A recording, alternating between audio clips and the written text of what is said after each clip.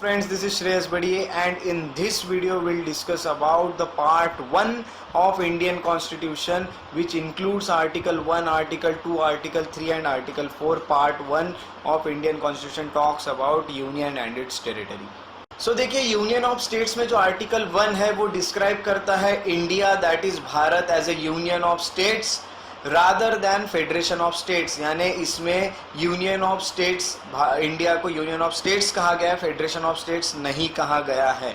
अब इसमें ये प्रोविजन में देखिए दो चीज़ें दिखती है। पहली चीज़ ये है कि जो हमारी कंट्री का नाम बताता है ये आर्टिकल, जिसमें इंडिया और भारत ये दो नाम यूज़ किए गए हैं। उसके साथ साथ टाइप ऑफ पॉलिटी, जो दूसरी चीज़ है ये टाइप ऑफ पॉलिटी दिखाता है। ये हमारे इसमें जो प्रोविज़न है वो टाइप ऑफ पॉलिटी यानी यूनियन ऑफ स्टेट्स, ये है टाइप ऑफ पॉलिटी। अब देखिए यहाँ दो नाम जो यूज़ किए हैं, इंडिया और भारत, ये इसीलिए हमारे कॉन्स्टिट्यूएंट असेंबली ने अडॉप्ट किए हैं दोनों नाम, क्योंकि कुछ मेंबर्स जो थे कॉन्स्टिट्यूएंट असेंबली के, उनका कहना था कि हमारी जो कंट्री है उसको ट्रेडिशनल नेम मिलना चाहिए जो कि भारत है, जबकि कुछ मेंबर्स का कहना था कि हमारी कंट्री को मॉडर्न नेम मिलना चाहिए जो कि इंडिया है। ओके, तो ये रीज़न था यहाँ पे दो नाम यूज़ करने का। इसके बाद दूसरी चीज़ ये है इसमें कि जो इंडिया है, जो कंट्री है, उसको यूनियन कहा गया है, जबकि हमारा जो कॉन्स्टिट्यूशन ऑफ फेडरल है स्ट्रक्चर में, हमने पिछले जो वीडियो है उसमें देखा था, तो इसमें डॉक्टर बी.आर. आम्बेडकर जो थे, जो चेयरमैन थे ड्राफ्टिंग कमेटी का, उनके ये कहना है कि यहाँ पे हमने यूनियन ऑफ स्टेट यूज़ किया है फेडरेशन ऑफ स्टेट की जगह। इसके पीछे दो रीज़न्स है। पहला रीज़न ये कि इंडिया का जो फेडरेशन है वो उसमें जो भी स्टेट्स हैं हमारे कंट्री में वो किसी एग्रीमेंट से नहीं आए हैं हमारे कंट्री में, जैसा कि यूएसए में एग्रीमेंट्स है, इसलिए वहाँ फेडरेशन कहते हैं। और दूसरा रीज़न ये है कि किसी भी स्टेट को राइट टू सीसीड नहीं है। सीसीड यानी हमारे कंट्री से बाहर निकलने का कोई भी राइट किसी भी स्टेट को नहीं है। अब देखिए, जो आर्टिकल 1 है उसमें जो टेरिटरी ऑफ इंडिया उसको 3 कैटेगरीज में क्लासिफाई किया गया है। पहली कैटेगरी है टेरिटरीज ऑफ स्टेट, दूसरी कैटेगरी है यूनियन टेरिटरीज, और थर्ड कैटेगरीज है territories that may be acquired by the government of India at any time. हमारा जो गवर्नमेंट ऑफ इंडिया है वो जो टेरिटरीज एक्वायर करते रहेगा जब भी, वो सब इसमें आर्टिकल 1 में आएंगे। अब देखिए, जो स्टेट है, हम जानते हैं ये स्टेट फेडरल सिस्टम के मेंबर्स है।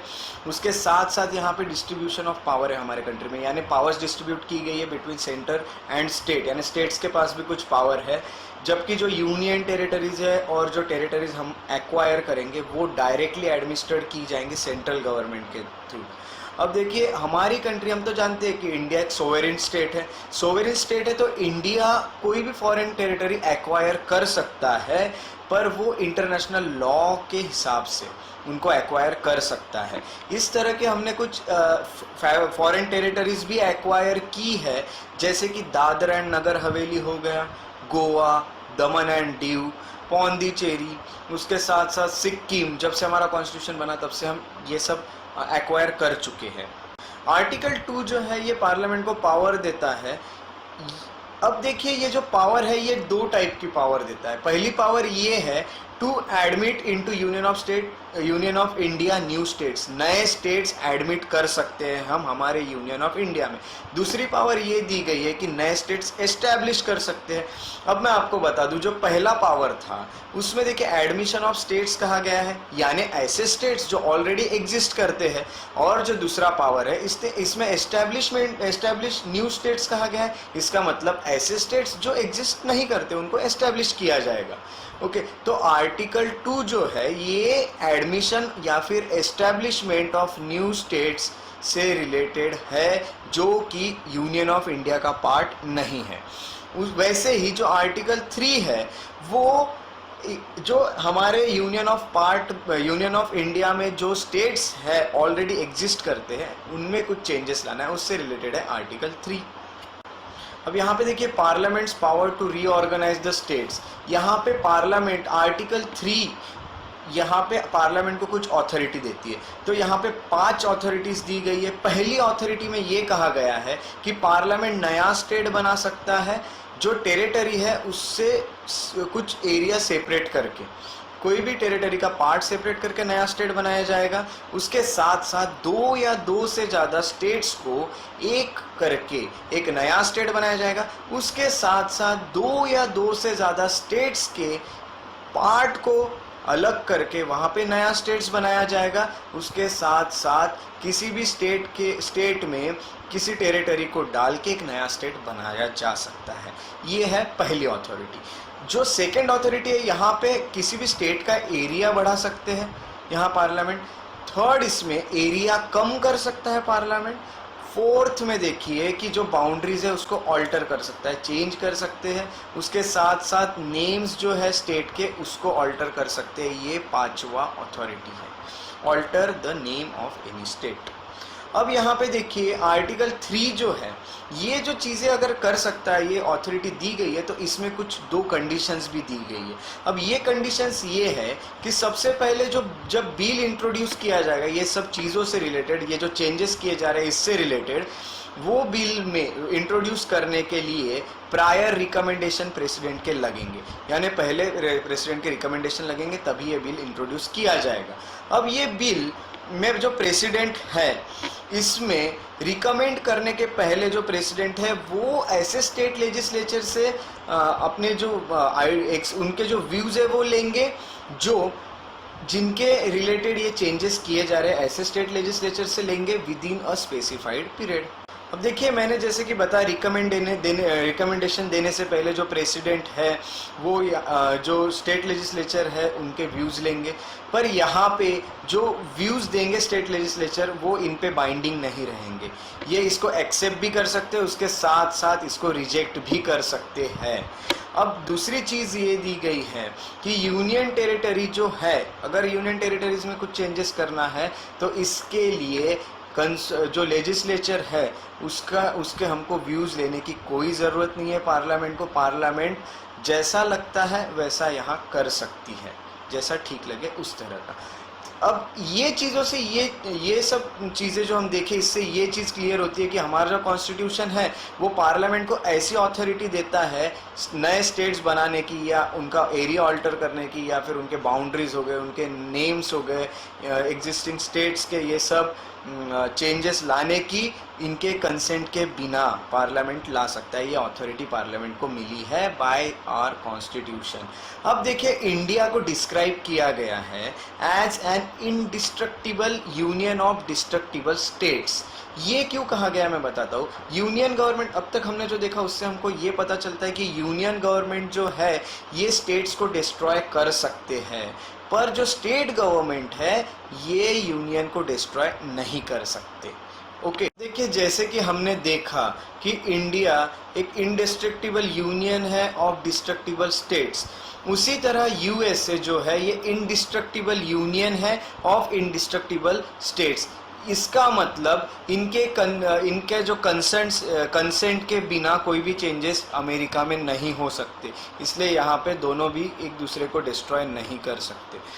उसके बाद देखिए जो हमारा कॉन्स्टिट्यूशन है उसमें जो आर्टिकल 4 है उसमें लॉ दिए गए हैं। इसमें देखिए आर्टिकल 4 ये डिक्लेयर करता है अब जो आर्टिकल 4 है वो ये कहता है कि जो लॉ बनाए जाएंगे नए स्टेट्स को एडमिट करने के लिए या फिर एस्टैब्लिश करने के लिए, नए स्टेट्स यानी आर्टिकल 2 के अंडर, और उसके साथ साथ नए जो स्टेट्स है एग्जिस्टिंग उनकी बाउंड्रीज ऑल्टर करने के लिए या फिर उनके नाम ऑल्टर करने के लिए यानी आर्टिकल 3 के अंडर, तो ये सब अमेंडमेंट्स कॉन्स्टिट्यूशन के जो आर्टिकल है 368 इसके अंडर नहीं आएंगे। देखिए 368 के अंडर नहीं आएंगे ये अमेंडमेंट्स, यानी 368 में दो तरह के अमेंडमेंट्स है, स्पेशल मेजोरिटी और special majority with consent of state. यानी इसका मतलब ये कि ये दो तरह से ये अमेंडमेंट नहीं होंगे, ये अमेंडमेंट सिंपल मेजोरिटी से ये लॉ पास किए जाएंगे। अब देखिए एक बड़ा क्वेश्चन ये आता है कि जो पार्लियामेंट का जो पास जो पावर है ये एरिया कम करने की, तो क्या ये पार्लियामेंट ये एरिया कम करके ये एरिया किसी फॉरेन कंट्री के हाथ में दे सकता है, इंडियन टेरिटरी का एरिया? तो ये क्वेश्चन सुप्रीम कोर्ट के सामने आया था, जो प्रेसिडेंट ने रेफरेंस यूज करके सुप्रीम कोर्ट को पूछा था इन ईयर 1960।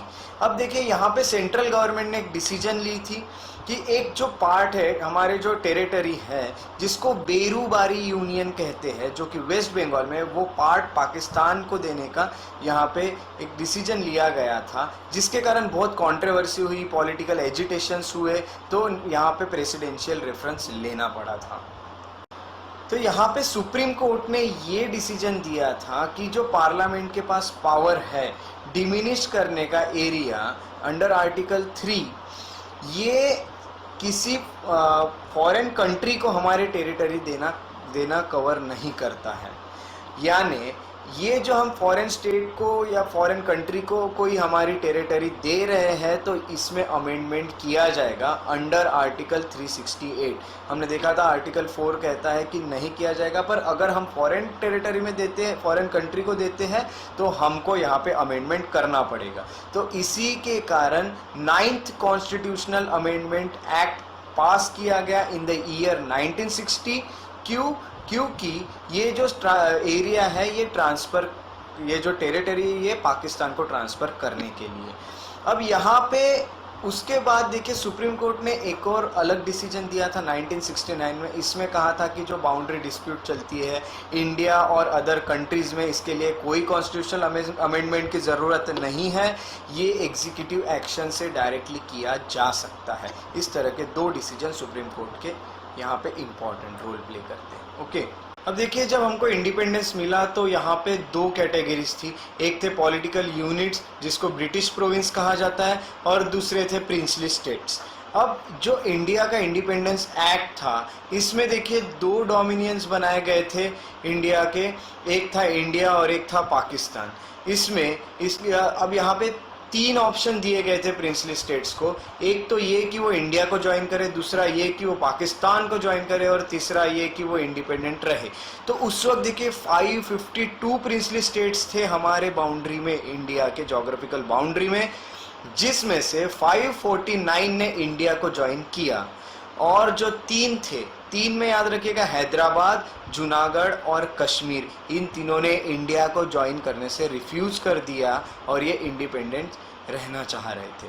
अब आगे जैसा जैसा वक्त बीतता गया तो हमारे इंडिया में ये सब आ गए। अब देखिए हैदराबाद जो था वो पुलिस एक्शन से लाया गया, जूनागढ़ जो है वो रेफरेंडम से आया, कश्मीर को इंस्ट्रूमेंट ऑफ एक्सेशन से लाया गया। यहाँ पे 1950 में जो कॉन्स्टिट्यूशन था उसमें ये जो स्टेट्स है इनको 4 पार्ट में क्लासिफाई किया गया है। इसमें जो ये टोटल अगर हम करें उस वक्त जो स्टेट्स जो यहाँ पे हमने रखे थे ये 4 पार्ट्स में, तो टोटल 29 स्टेट्स थे। पार्ट ए में देखिए ऐसे 9 स्टेट्स थे जो गवर्नर्स प्रोविंस के थे, ब्रिटिश इंडिया के जो गवर्नर के प्रोविंस थे उनके जो स्टेट्स थे वो यहाँ डाले गए। पार्ट बी में ऐसे स्टेट्स डाले गए थे जो प्रिंसली स्टेट्स थे, 9 प्रिंसली स्टेट्स यहाँ पे पार्ट बी में डाले गए। पार्ट सी में ऐसे स्टेट्स डाले गए जो चीफ कमिश्नर प्रोविंस के थे, और ये जो पार्ट सी के स्टेट्स थे ये सेंट्रली एडमिनिस्टर्ड किए जाएंगे, यानी सेंटर इसको एडमिनिस्टर करेगा। अब देखिए जो पार्ट डी है उसमें सिर्फ आइलैंड्स डाले थे, जो अंडमान एंड निकोबार एक आइलैंड था उस वक्त। सो अब हम धार कमीशन और जेवीपी कमीशन देखते हैं। अब देखिए धार कमीशन एक कमीशन अपॉइंट की थी ये हमारे गवर्नमेंट ऑफ इंडिया ने इन जून 1948।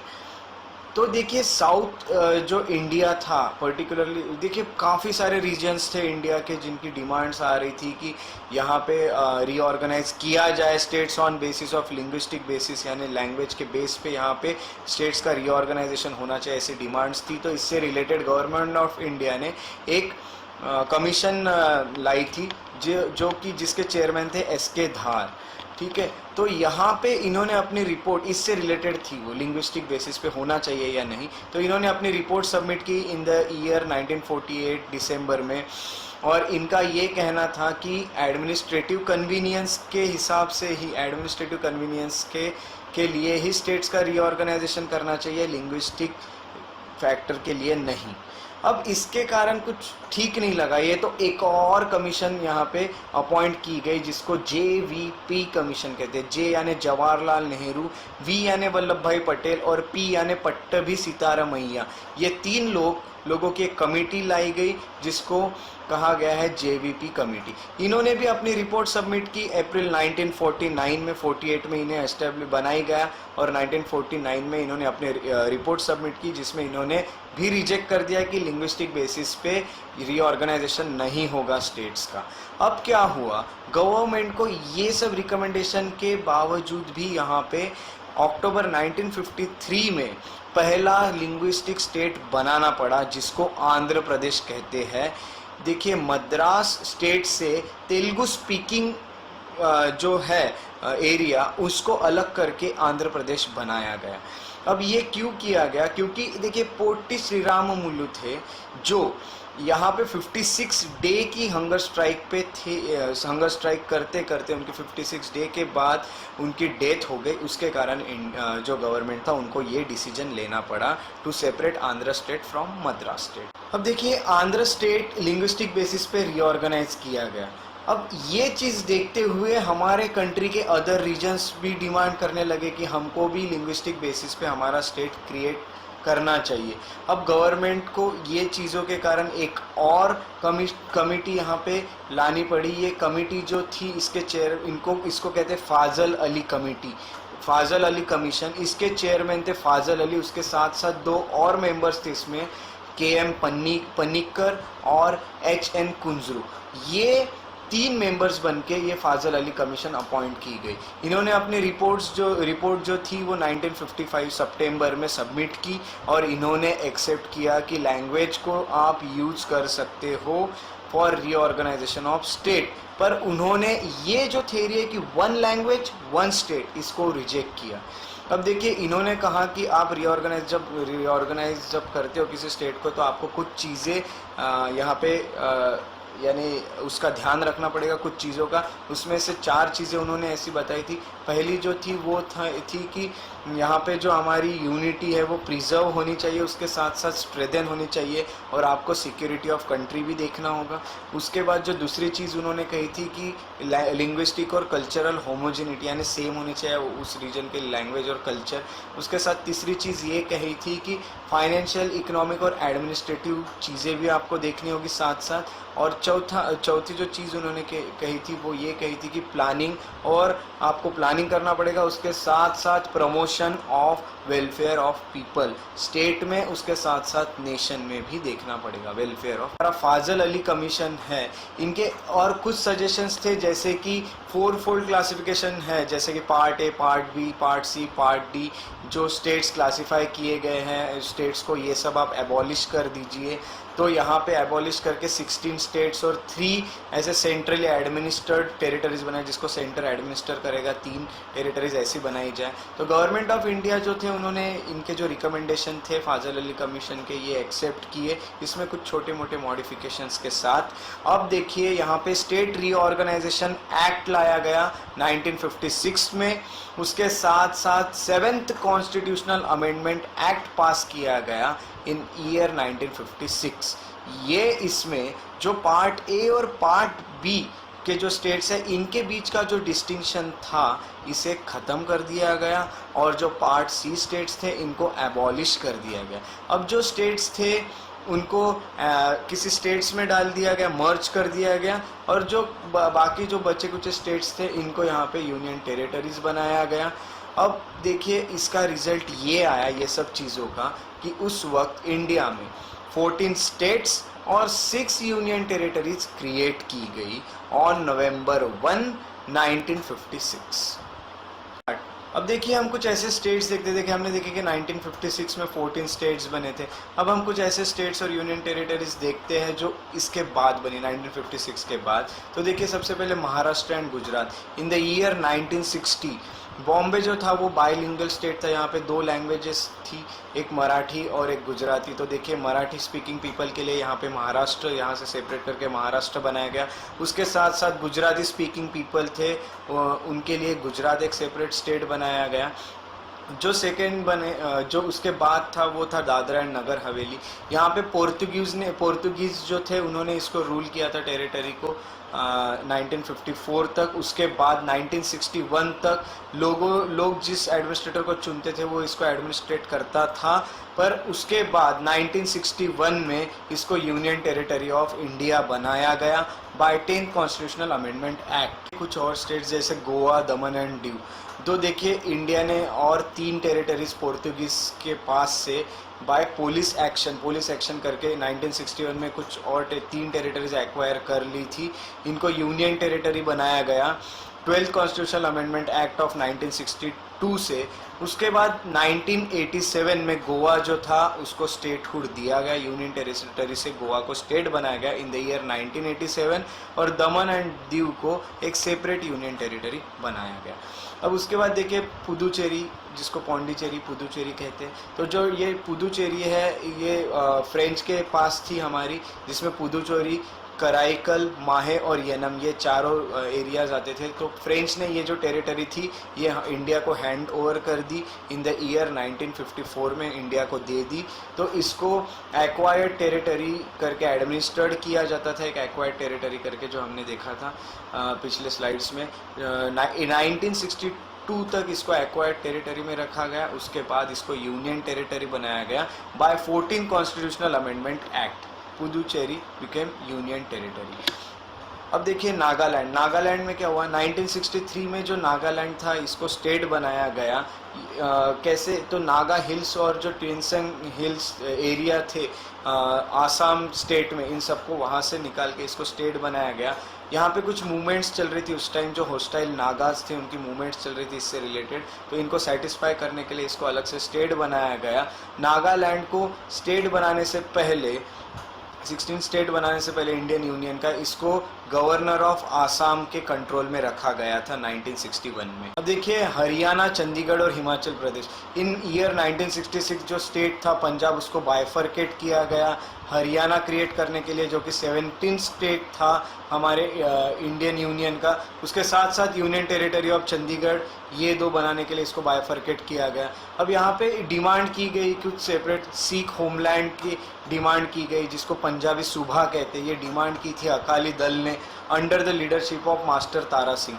अब इसके लिए एक शाह कमीशन अपॉइंट की गई। तो शाह कमीशन ने ये रिकमेंड किया था कि जो पंजाबी स्पीकिंग एरियाज़ है इनको पंजाब में डाला जाए, हिंदी स्पीकिंग एरियाज़ है इनको हरियाणा में डाला जाए, उसके साथ साथ जो हिल एरियाज़ है उनको हिमाचल प्रदेश में डाला जाए। तो ये 3 यूनियन टेरिटरीज़ में ये 3 जो लैंग्वेज, 2 लैंग्वेज वाले और एक हिली एरियाज़ वाले एरियाज़ को यहाँ पे मर्ज करने को इनका रिकमेंडेशन सुना गया। उसके बाद 1971 में जो यूनियन टेरिटरी था Himachal Pradesh was union territory. In year 1971 इसको स्टेटस मिला स्टेट का, 18 स्टेट बना हिमाचल प्रदेश। ये मणिपुर, त्रिपुरा और मेघालय। इन द ईयर 1972 जो पॉलिटिकल मैप है नॉर्थ ईस्ट इंडिया का, उसमें भी बहुत बड़े चेंजेस आए।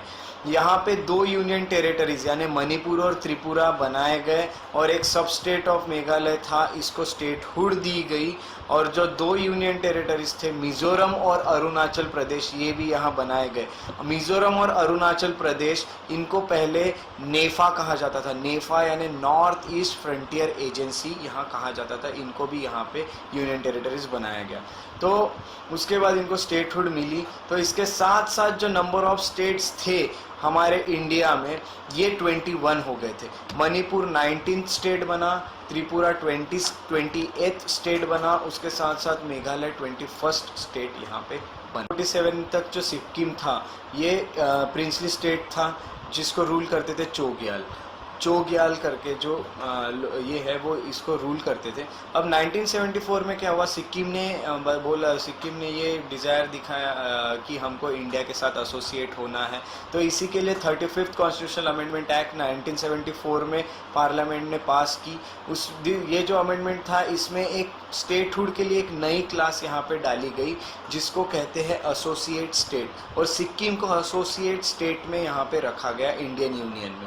अब एसोसिएट स्टेट्स, ये जो पर्पस था, इस पर्पस के लिए यहाँ पे नया आर्टिकल बनाया गया 2A, और नए शेड्यूल बनाया गया 10th शेड्यूल, जिसमें टर्म्स और कंडीशन दी गई थी एसोसिएशन से रिलेटेड।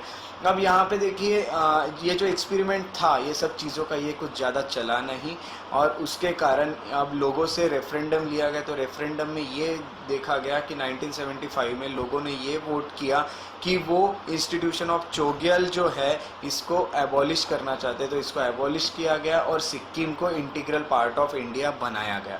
इन चीज़ों के लिए 36th कॉन्स्टिट्यूशनल अमेंडमेंट एक्ट 1975 में इनैक्ट किया गया, और इसमें सिक्किम को फुल फ्लेज स्टेट बनाया गया इंडियन यूनियन का, जो कि 22nd स्टेट बना हमारे कंट्री का। अब ये जो अमेंडमेंट था इसने 1st और 4th शेड्यूल जो थे कॉन्स्टिट्यूशन के उनको यहाँ पे अमेंड किया। उसके साथ साथ नया आर्टिकल जो कि 371F जो कि रिलेटेड है special provision with respect to administration of Sikkim से जो रिलेटेड है, स्पेशल प्रोविजंस जो दिए 371F में, वो यहाँ पे ऐड किया गया नया आर्टिकल। उसके साथ साथ जो आर्टिकल 2A था उसको रिपील किया गया। 10th शेड्यूल जो था वो ऐड किया गया by 35th amendment act of 1974। Mizoram, Arunachal Pradesh और गोवा 1987 में 3 नए स्टेट्स बनाए गए। मिजोरम जो कि 23rd स्टेट था, अरुणाचल प्रदेश 24th स्टेट था। उसके साथ साथ गोवा जो पहले यूनियन टेरिटरी हुआ करता था उसको अभी 25th स्टेट बनाया गया इंडियन यूनियन में। उसके बाद छत्तीसगढ़, उत्तराखंड और झारखंड। इन द ईयर 2000 3 और नए स्टेट बनाए गए जो कि छत्तीसगढ़, उत्तराखंड और झारखंड, ऐसे 3 स्टेट्स बनाए गए। तो देखिए ये जो छत्तीसगढ़ था उसको मध्य प्रदेश से अलग करके बनाया गया, उत्तराखंड को उत्तर प्रदेश से अलग करके बनाया गया, और झारखंड को बिहार से अलग करके बनाया गया। ऐसे 3 स्टेट्स और बने। ये 26, 27 और 28 स्टेट रहे हमारे इंडियन यूनियन के, ओके, जो ईयर 2000 में बना। तो देखिए तेलंगाना एक नया स्टेट बनाया गया इन द ईयर 2014। जून 2014 में तेलंगाना एक नया स्टेट बनाया गया जो कि 29 स्टेट बना हमारे इंडियन यूनियन का। इसको सेपरेट किया गया आंध्र प्रदेश से। कुछ यूनियन टेरिटरीज और स्टेट्स के नाम चेंज किए गए। तो सबसे पहले यूनाइटेड प्रोविंस जो था वो पहला स्टेट था जिसको नया नाम मिला, तो इसको उत्तर प्रदेश बनाया गया। यूनाइटेड प्रोविंस को उत्तर प्रदेश बनाया गया इन ईयर 1950 में। 1969 में मद्रास को रीनेम करके तमिलनाडु बनाया गया, तमिलनाडु नाम रखा गया उसका। उसके साथ साथ देखिए 1973 में मैसूर का नाम चेंज करके कर्नाटका रखा गया। और उसके साथ साथ इसी ईयर में यानी इन द ईयर 1973 में लक्षद्वीप, मिनिकॉय और अमिन दीवी ये जितने आइलैंड्स थे इनको रीनेम करके इनका नाम लक्षद्वीप रखा गया। और 1992 में यूनियन टेरिटरी ऑफ दिल्ली को national capital territory NCT of Delhi बनाया गया। अब यहाँ पे 69 कॉन्स्टिट्यूशनल अमेंडमेंट एक्ट था, जो ये सब हुआ 1991 में, जो दिल्ली से रिलेटेड था। अब 2006 में उत्तरांचल जो था उसको रीनेम किया गया एज उत्तराखंड, और इसी ईयर में यानी 2006 में पौंडीचेरी को पुदुचेरी बनाया गया। उसके बाद देखिए 2011 में ओडिशा को ओडिशा बनाया गया।